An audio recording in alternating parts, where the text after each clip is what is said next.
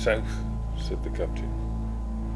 But, said his crew, there simply aren't any directions out here in space. When you travel on down toward the sun, replied the captain, and everything gets yellow and warm and lazy, then you are going in one direction only. He shut his eyes and thought about the smouldering, warm, faraway land, his breath moving gently in his mouth. South, he nodded slowly to himself. South. Their rocket was the Copa de Oro, and their destination in all reality was the blazing noonday sun. In high good spirits they had packed along 2,000 sour lemonades and 1,000 white-capped beers for this journey to the wide Sahara. Temperature 1,000 degrees Fahrenheit. The captain stared from the huge dark lens port, and there indeed was the sun. And to go to that sun and touch it and steal part of it forever away was his quiet and single idea. In his ship were combined the coolly delicate and the coldly practical. Through corridors of ice and milk frost, ammoniated winter and storming snowflakes blew. Any spark from that vast hearth burning out there beyond the callous hull of this ship, any small fire breath that might seep through would find winter slumbering here like all the coldest hours of February. The audio thermometer murmured in the Arctic silence. Temperature 2,000 degrees. Falling, thought the captain, like a snowflake into the lap of June, warm July, and the sweltering dogmag days of August. 3,000 degrees Fahrenheit.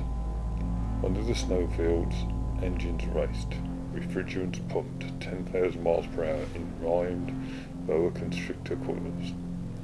4,000 degrees Fahrenheit. Noon, summer, July. 5,000 Fahrenheit. And at last the captain spoke with all the quietness of the journey in his voice. Now we are touching the sun. Their eyes, thinking of it, were melted gold. 7,000 degrees.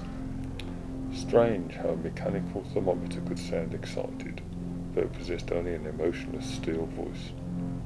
What time is it? Asked someone. Everyone had to smile. For now there was only the sun and the sun and the sun.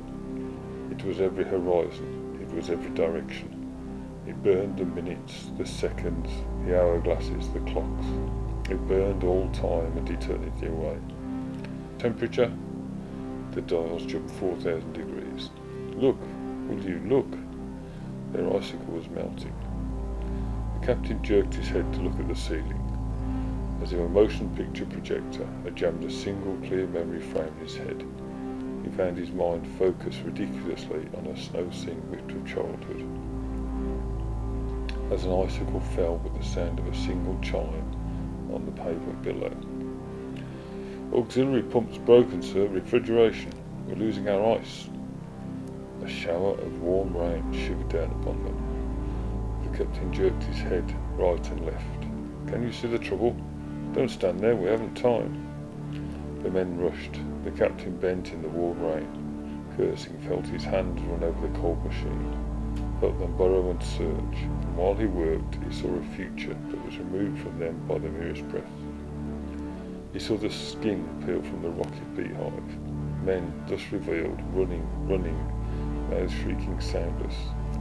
Scream a big scream, but space snuffed it out before it was half up your throat. Men scurried, ants in a flaming matchbox. The ship was dripping lava, gushing steam, nothing. Captain, the nightmare flicked away. Here. He worked in the soft warm rain that fell from the upper decks. He fumbled at the auxiliary pump. When it came, it'd be the quickest death in the history of dying. One moment yelling, a warm flash later, only the billion tons of space fire would whisper unheard in space. Popped like strawberries in a furnace, while their thoughts lingered on the scorched air in a long breath, after their bodies were charred roast and fluorescent gas. He stabbed the auxiliary pump with a screwdriver. He shuddered. The complete annihilation of it. He clamped his eyes shut, teeth tight. He thought, we're used to a more leisurely dying, measured in minutes and hours. Even 20 seconds now would be a slow death compared to this hungry idiot thing waiting to eat us. Captain, do we pull or stay? Get the cup ready. Take over. Finish this. He turned and put his hand into the working mechanism of the huge cup, shoved his fingers into the robot glove. A twitch of his hand here moved a gigantic hand with gigantic metal fingers on the bowels of the ship. Now, the great metal hand slid out, holding the huge copper de oro, breathless into the iron furnace, the bodiless body and the fleshless flesh of the sun. A million years ago, thought the captain, quickly as he moved his hand in on the cup. A million years ago, a naked man on a lonely northern trail saw lightning strike a tree. And while his clan fled, with bare hands he plucked a limb of fire, burning the flesh of his fingers, to carry it, running in triumph, shielding it from the rain with his body, to his cave, where he shrieked out a laugh and tossed it full on a mound of leaves, and gave his people summer. And the tribe crept at last, trembling near the fire, and they put out their flinching hands, and felt the new season in their cave, this small yellow spot of changing weather, and they too at last nervously smiled, and the gift of fire was theirs. Captain, it took all of 4 seconds for the huge hand to push the empty cup into the fire. So here we are again today, on another trail, he thought, reaching for a cup of precious gas and vacuum, a handful of different fire from which to run back up cold space, lighting our way and take it to Earth, a gift of fire that might burn forever. Why? He knew the answer before the question. Because the atoms we work with our hands on Earth are pitiful. The atomic bomb is pitiful and small, and our knowledge is pitiful and small. And only the sun really knows what we want to know. Only the sun has the secret. And besides, it's fun. It's a chance. It's a great thing to coming here, playing tag, hitting and running. There is no reason really, except the pride and vanity of little insect men hoping to sting the lion and escape the law. My we'll say, we did it. And here is our cup of energy, fire, vibration. Call it what you will.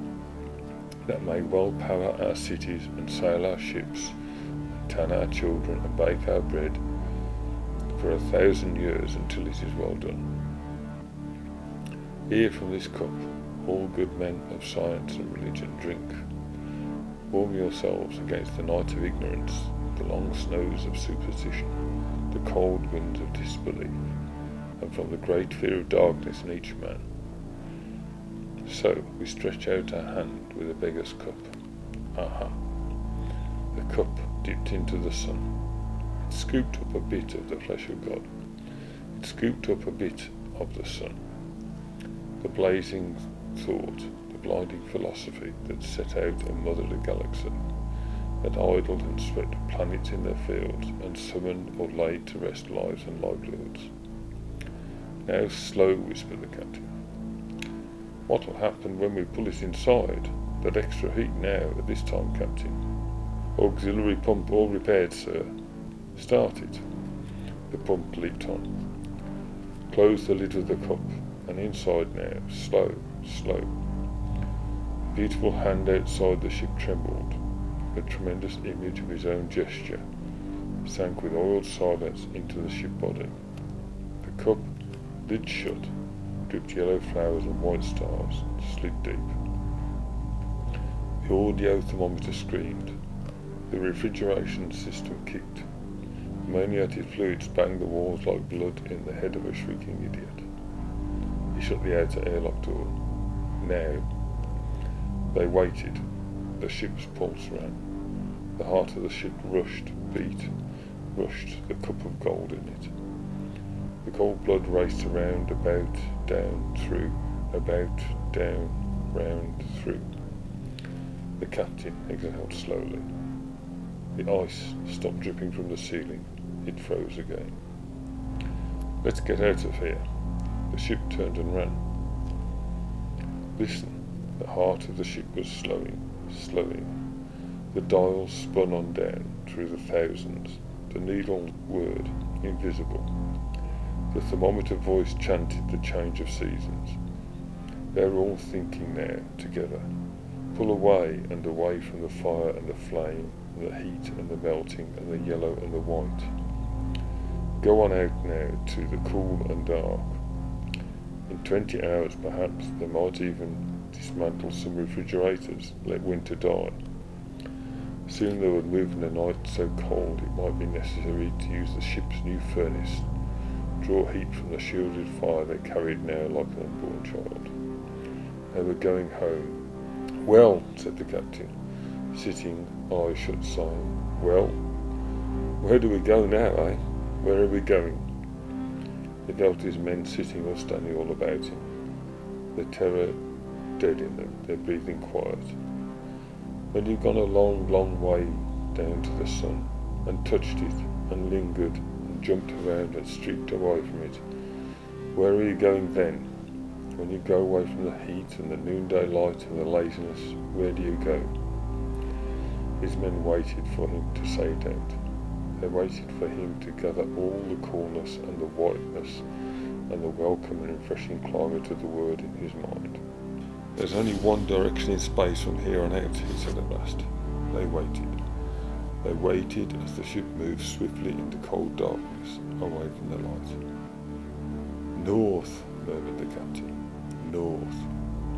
And they all smiled as if a wind had come up suddenly.